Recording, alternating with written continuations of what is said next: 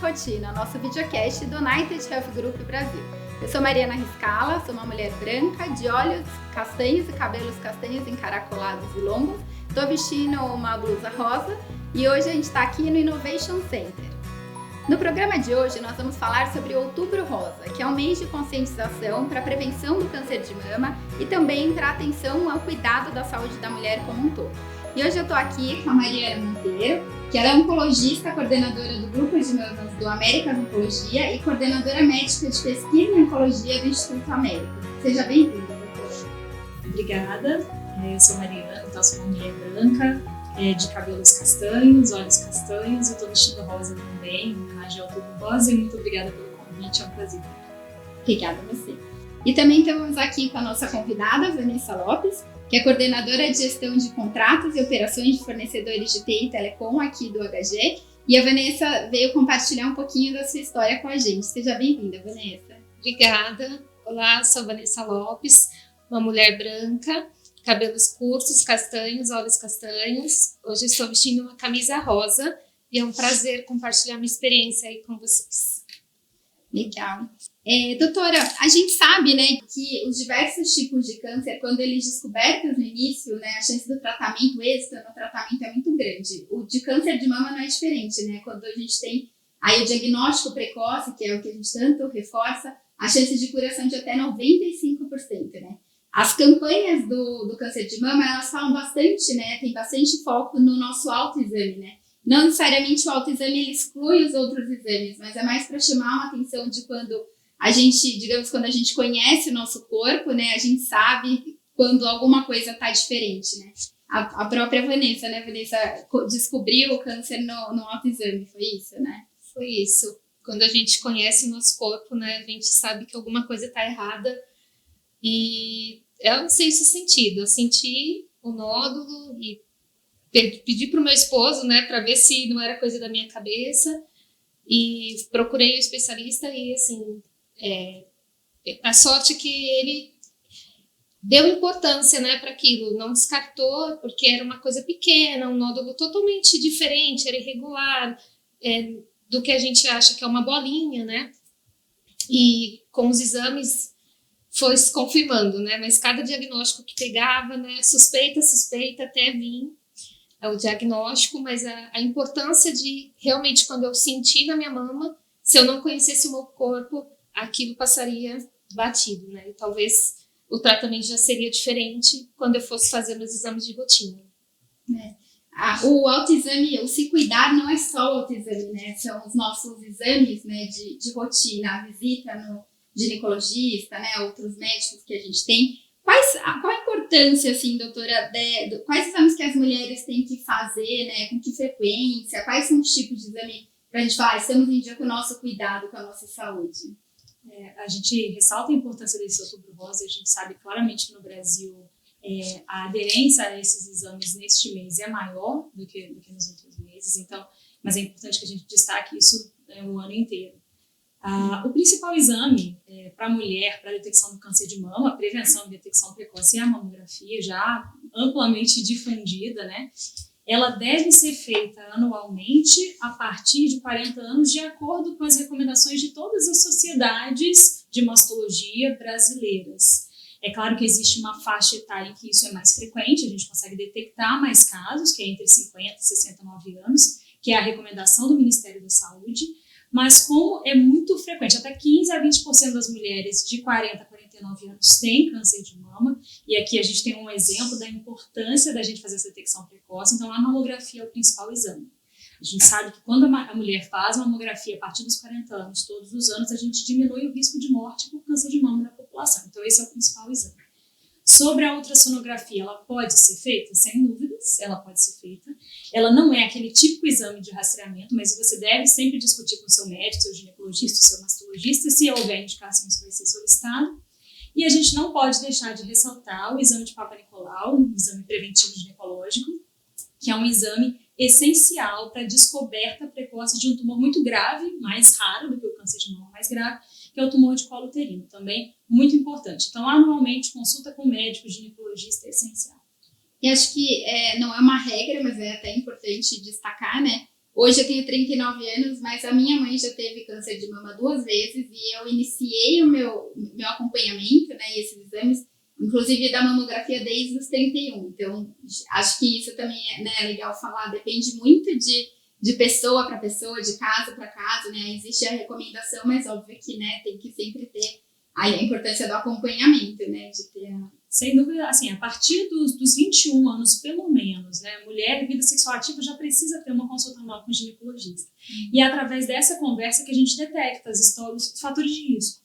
E às vezes uma história familiar, ou então uma pessoa que está usando um anticoncepcional, alguma outra medicação que possa gerar algum risco maior de câncer de mama, isso precisa ser levado em consideração, não só o autoexame, mas também os exames de imagem. É engraçado que eu fiz os meus exames em novembro de 2019. Então, eu teria que repetir em novembro de 2020 e eu senti o meu nódulo em julho de 2020. Então, não tinha um ano, né, que eu tinha feito meus exames. Então, essa é a importância da gente se conhecer. Porque, ok, a gente vai fazer o exame anualmente para, né, prevenção, mas quando você se conhece e ali no meio do caminho sentiu alguma coisa errada, você não precisa esperar aquele ano para poder repetir. Eu fiz os meus exames em outubro, no Outubro Rosa também, e em novembro eu tive todos os resultados e estavam todos ok. Então, a importância de você saber ali, né, que alguma coisa está diferente, porque senão você vai detectar, detectar um ano, porque ainda, né, a chance de cura é muito grande, mas quanto antes, melhor, né? Exatamente. A gente tem... quanto mais jovem, que é o seu caso, né? Quanto mais jovem, a gente tem maior incidência de tumores que crescem um pouquinho mais rápido. Então, às vezes, esse tipo não dá para a gente esperar um ano. Por isso que a gente sempre vai reforçar a importância desse autoexame, né? E ninguém se conhece como uma mulher. Nenhum médico vai conseguir ter a sensibilidade de ter aquela palpação, aquele exame físico clínico que substitua o exame próprio, o exame físico da própria mulher. Legal. E até porque existem diversos tipos, né, de câncer. Pode ser que né, eles crescem de forma diferente, ou não crescem, ou demoram, ou são mais rápidos. Fala um pouquinho assim, quais são esses tipos de câncer e os tipos de tratamento que também diferem de pessoa para pessoa, de tipo de câncer também, né? De forma geral, assim, vamos pensar em câncer de mama, primeiramente, né? O câncer de mama, ele pode ter desde tumores que crescem muito devagar, que podem demorar meses a anos para crescer, até tumores que crescem em poucos dias a meses. E isso como que a gente avalia isso? Através do exame de biópsia e a imunistoquímica, que pode separar em diversos tipos de câncer de mama. E a gente também precisa fazer exames do corpo para avaliar o estágio em que a doença está no momento que ela é diagnosticada. Então, isso é muito importante antes de iniciar qualquer tratamento, para a gente escolher o melhor tratamento para a mulher. Como você bem falou, a maioria dos casos é curável e menos de 10% das mulheres tem aquilo que a gente chama de metástase, é o diagnóstico. Então, a maioria dos casos vai envolver uma cirurgia curativa.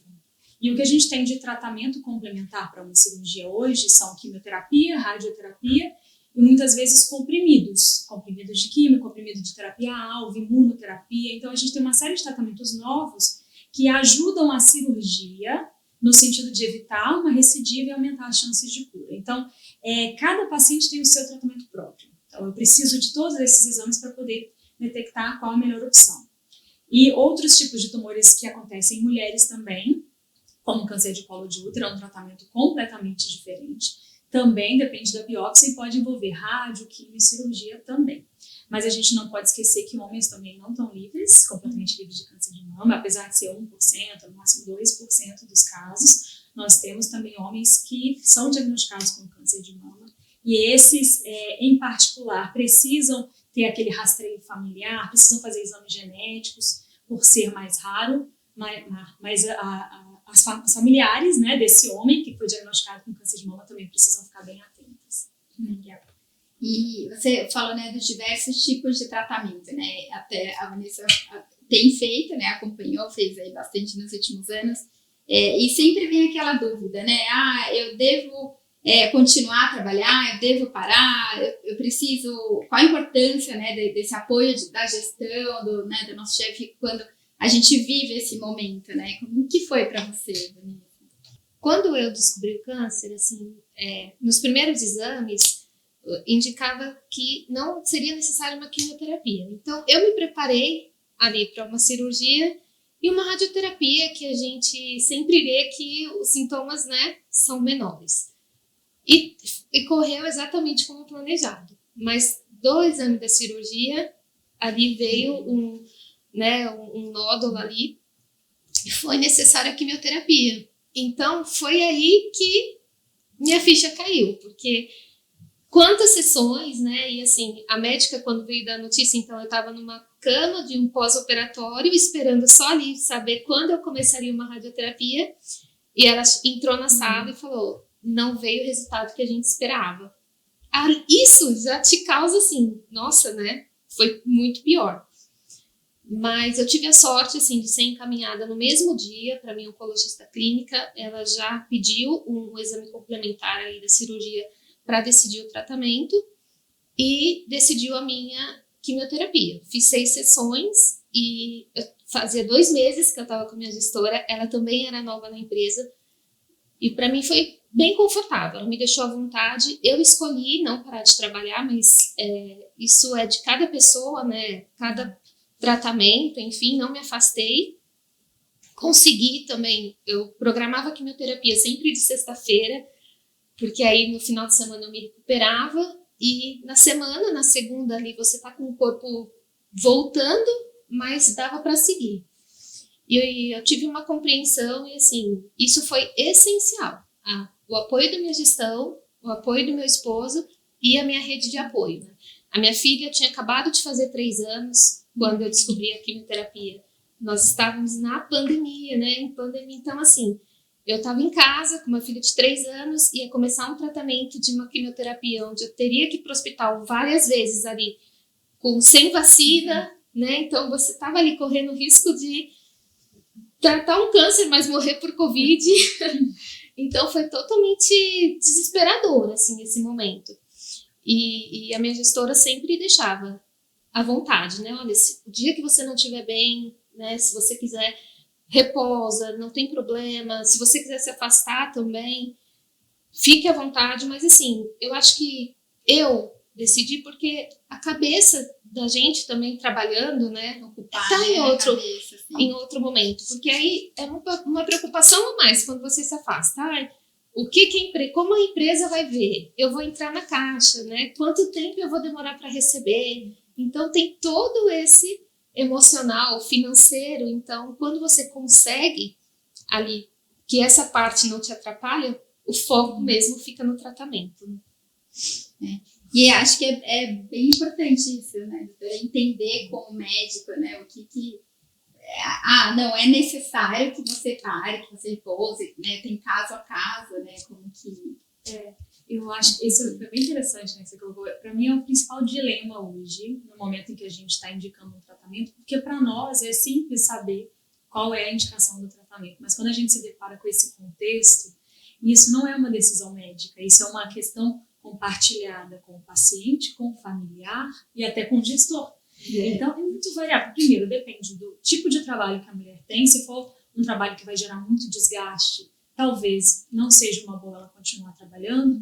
Se for um trabalho que ela tem o apoio do gestor, e esse é o mundo ideal, porque às vezes a mulher precisa, né, desse momento de trabalho para poder não focar demais no tratamento e não vivenciar aquilo ali 100% do tempo, né? É bom a gente viver a vida o mais normal possível, né, sabendo manejar os efeitos do tratamento. E entender a rede de apoio familiar. Às vezes tem um filho pequeno em casa, alguém que não vai conseguir, mas sem dúvida não é nenhuma contraindicação, pelo contrário, eu acho que a gente sempre deve estimular que a pessoa continue trabalhando, desde que ela tenha exatamente esse apoio, essa empatia do grupo de trabalho e apoie que quando a paciente estiver com efeito, ela consiga se afastar sem maiores prejuízos para ela ou para o serviço onde ela está. Eu acho que essa conversa é sempre importante. Eu fico feliz que você tenha, né, conseguido atingir esse objetivo. Sem dúvida, isso fez toda a diferença. Né? Fez. O time, né? Eu tenho um time de 10 colaboradores, então eles também sentiram assim, nossa, minha gestora está aqui também, fez isso fluir como... Para mim, foi mais leve, né? Então, eu acho que se eu ficasse ali em casa durante 6 meses do tratamento de quimioterapia, né, sofrendo todos os efeitos e ainda com a cabeça ali só pensando no tratamento seria pior, assim. Foi eu continuar trabalhando foi a melhor decisão para mim, né, respeitando aí o limite de cada um. Porque é um momento difícil, né? Não sei que não é, eu digo tanto para quem descobre quanto, né, para quem, no seu caso, né, você é casada, tem uma filha pequena, né, então, assim, existem muitos medos, existem muitas angústias. Como que foi para você, assim, esse momento mais particular? Quando eu recebi o diagnóstico, assim, eu nunca pensei eu vou morrer. Eu acho que isso também fez a diferença para mim. Mas eu pensava assim, quando vinha esses momentos, um dia que tinha um efeito mais forte da quimioterapia, que aí você fala, minha filha pequena, tem um marido, minha mãe que estava ali, nossa, um super apoio, minha mãe ficou em casa, dormia na minha casa, a minha irmã nos finais de semana, deixava a família e deitava, dormia ali junto comigo, né, para aliviar um pouquinho e ajudar. E os medos, né? Então, a primeira coisa que você pergunta para a médica é: vai cair o meu cabelo? E aí a médica fala: pode, não pode. O efeito é assim: vai cair, mas ele pode ficar só ralinho, né? Hoje em dia tem a touca até que é possível usar, mas eu decidi por não, porque eu já pesquisei, então o efeito, né? Do gelo, dor de cabeça, não lavar a cabeça 7 dias, então eu já estava passando por um tratamento tão pesado e ainda decidi por não usar. E aí vem aquilo, né? Uma filha pequena, eu vou ficar careca, como eu preparo para ela receber isso? Então eu comprei um livro que chama Cadê o Cabelo da Mamãe? E ela super associou, porque a história de mamãe que não podia mais levar o filho no colégio porque ela se afastou para fazer um tratamento, mas fala ali do câncer e quando ela tratasse, o cabelo ia voltar a crescer. E ela super associou. E aí no dia que eu decidi raspar o cabelo, eu falei pro meu marido, leva ela pra minha irmã, eu não quero que ela veja esse momento, né? Mas quando ela chegou, eu tava de turbante, e ela falou, mamãe, você tá linda. E aí, quando eu tirei, ela beijava. Então, isso é muito importante pra gente, né? Porque o medo, a maioria das pessoas emagrecem durante o tratamento. No meu tratamento eu engordei muito, porque ganhei muito peso, né? Na terceira sessão de quimioterapia eu tive uma alergia bem considerável, assim, bem forte, e tive que seguir com corticoide até o fim da quimioterapia para poder seguir as outras sessões. Então, eu ganhei muito peso, o efeito do corticoide, insônia, né? É muito pesado, então... o medo é assim, como que eu saio disso, né, de uma forma mais leve? Então, as pessoas falam, mas o cabelo cresce, mas não, eu não gosto não falo para ninguém e não gosto de ouvir, né, o cabelo cresce, porque é muito particular, às vezes a pessoa é muito apegada. Tudo bem, decidi, já raspei, já fiquei... Mas, às vezes, isso para a pessoa é o pior. Então, a gente tem que respeitar. Então, o medo, né? Vou perder meu cabelo, vou ganhar peso ou vou emagrecer. Muitas mulheres são abandonadas no meio do tratamento, né? Porque aí você entra numa menopausa induzida, né? A sua vida muda, né? Então, muitas mulheres são abandonadas, então você ainda precisa pensar nisso, né? Como que meu marido vai reagir ao meu tratamento, né? Como ele vai reagir? E aí, durante todo esse tempo, você não se identifica no espelho. Então, você está acima do peso, careca, toda inchada, sem a mama, porque eu já tinha feito a cirurgia. E aí foi um período que não era eu, assim. Eu não me identificava, me olhava no espelho e não me reconhecia, né? Então, passou tudo isso. Mas eu sempre pensando positivo e assim... tentando como que eu saio disso, né?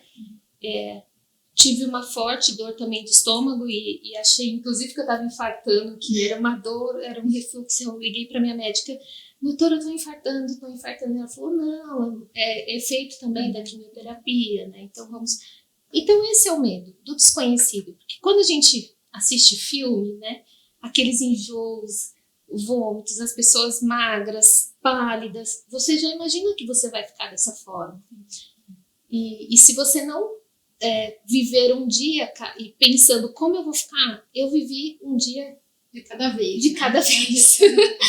E foi, para mim, foi mais leve dessa forma. Assim. Eu sentia meus medos, mas eu vivia ali aquele momento e não pensava daqui 2 meses como eu vou estar. Isso é uma coisa interessante, porque eu vejo muitas mulheres falando a mesma coisa, né? Sobre as palavras que elas ouvem, né? E às vezes a dificuldade que se tem. Então eu sinto que nesse momento as pessoas precisam simplesmente reforçar, as pessoas têm que entender que é um momento difícil e não adianta falar que não é, porque quem está passando por isso é a paciente, né? Mas dizer simplesmente, eu tô aqui.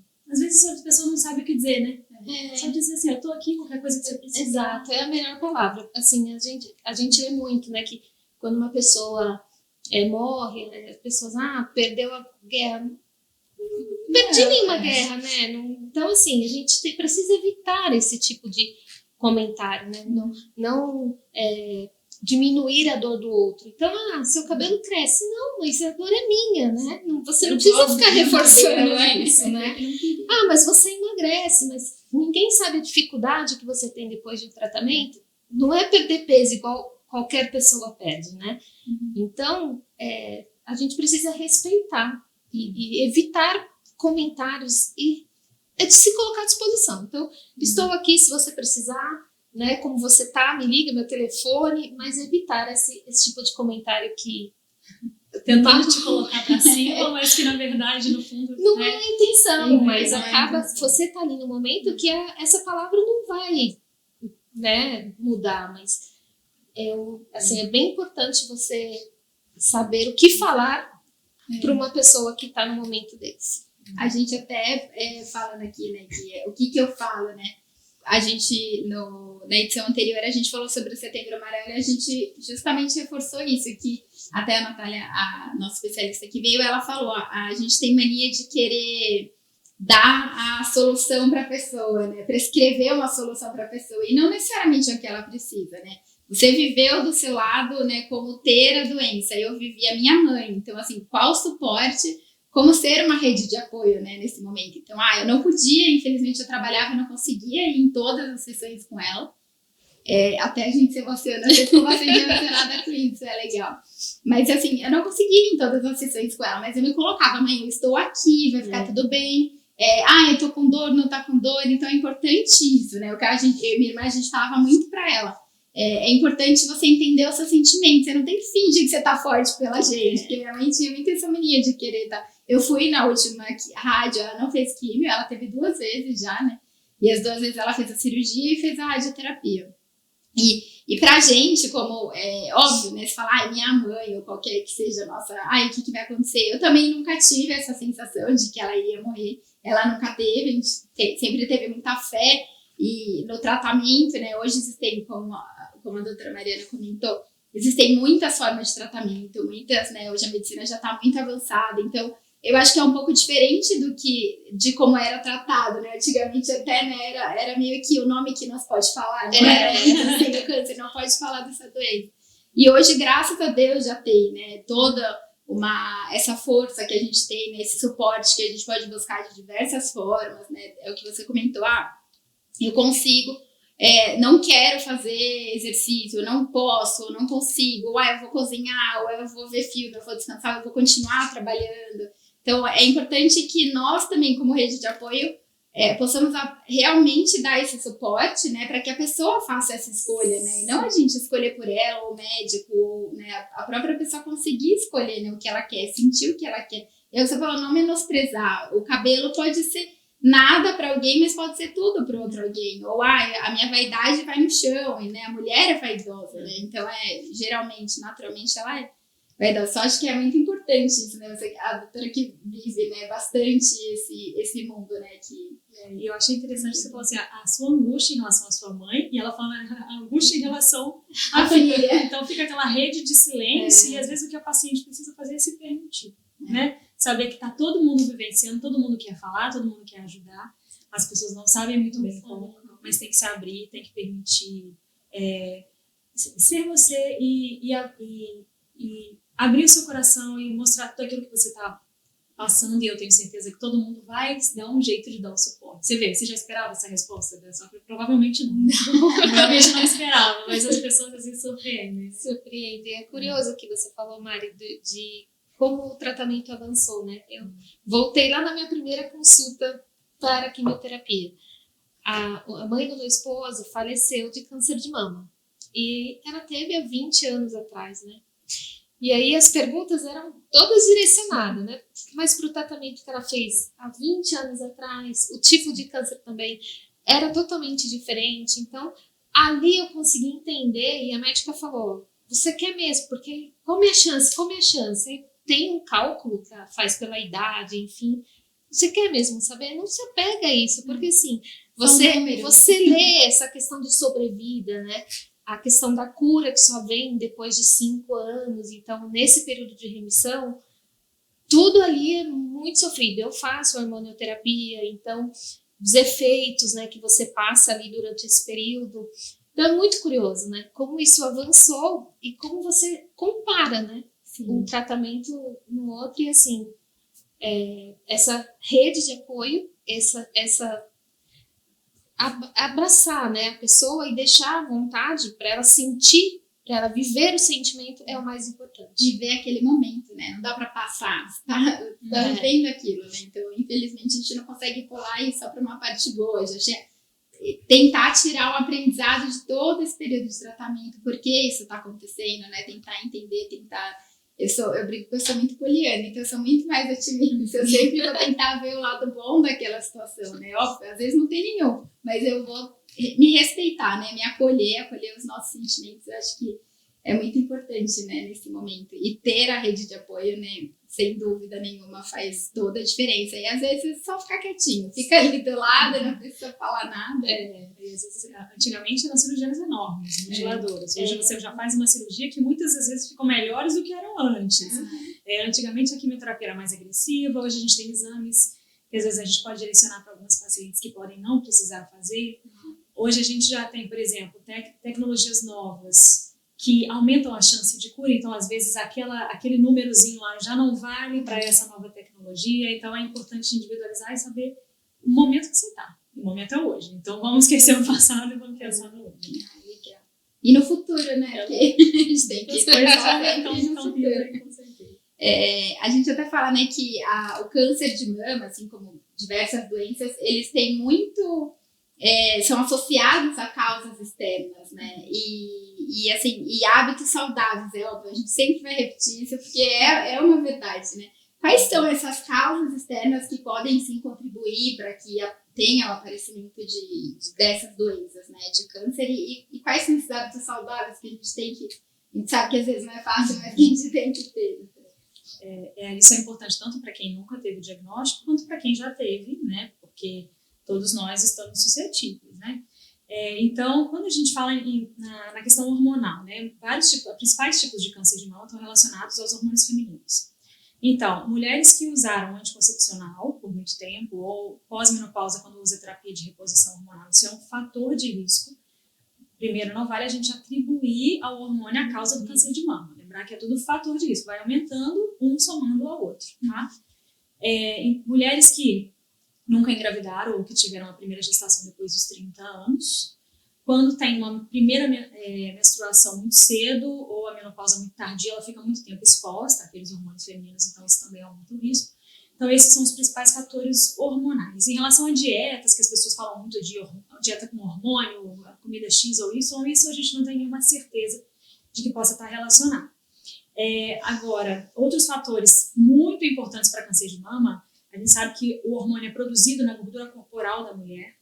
Então, um dos fatores muito importantes para câncer de mama são sobrepeso e obesidade, falta de atividade física independente de peso e, em menor escala, também a dieta. A gente sempre tem que preferir dietas mais naturais, com grãos, verduras, menos enlatados, menos embutidos, porque essas dietas muito industrializadas aumentam o risco não só de câncer de mama, mas de outros tumores também.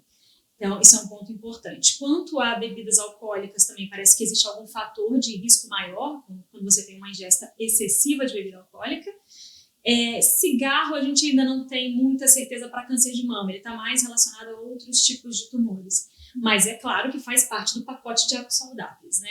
Quem fuma vai acabar bebendo bebida alcoólica, não fazendo atividade física. Então, o estilo de vida é esse aí. A gente precisa fazer atividade física regular e isso inclui 150 minutos por semana de atividade física dedicada. Não vale a caminhada ou subir escada no prédio, tá, né? Claro que ajuda, mas o ideal é que dedique um tempo para isso, tenha uma dieta mais saudável e mais natural e evite os fatores aí que causem reposição hormonal, anticoncepcional, sempre com orientação médica para não ter nenhum excesso. Acho que basicamente isso. Eu dei risada, porque a gente sempre escuta, né? Precisa fazer exercício, mas você dificilmente vai pelo amor, né? Agora na dor tem que fazer. E aí eu falei pro meu médico, tô fazendo musculação 3 vezes por semana e bike, né, 2. Aí eu falei, mas eu tô vendo muito peso ali. Não tô preocupado com o seu peso. Eu quero que você se mexa. E aí a minha endocrinologista, né, ela também pediu aí os 5 dias de exercício na semana. E eu tive uma festa e falei, doutora, nesse dia eu não fiz o exercício, mas eu dancei 1 hora, 2 horas. Aí ela, não, mas isso não conta, porque você não dançou 1 hora seguida. Aí eu falei, nossa, né? Eu achando ali que 12 mil passos, né? Que eu perdi 1000 calorias e é isso, né? Não vale se mexer, subir a escada e dançar. Ali o exercício focado. Óbvio que faz diferença. Não precisa deixar de dançar, pode continuar dançando, pode continuar indo a pé na padaria, subindo de escada, né? Não dá pra gente deixar. Bom, eu queria agradecer a presença de vocês por esse bate-papo, passou muito rápido. Mas acho que a gente falou, né, bastante, é importante, né? A gente até brinca aqui, né, que o se toque, né? Eu quero dar um toque pra você, a importância de você se tocar, de você se cuidar, de você olhar pra você, né? Então, eu queria agradecer muito pela presença de vocês nesse tema tão importante.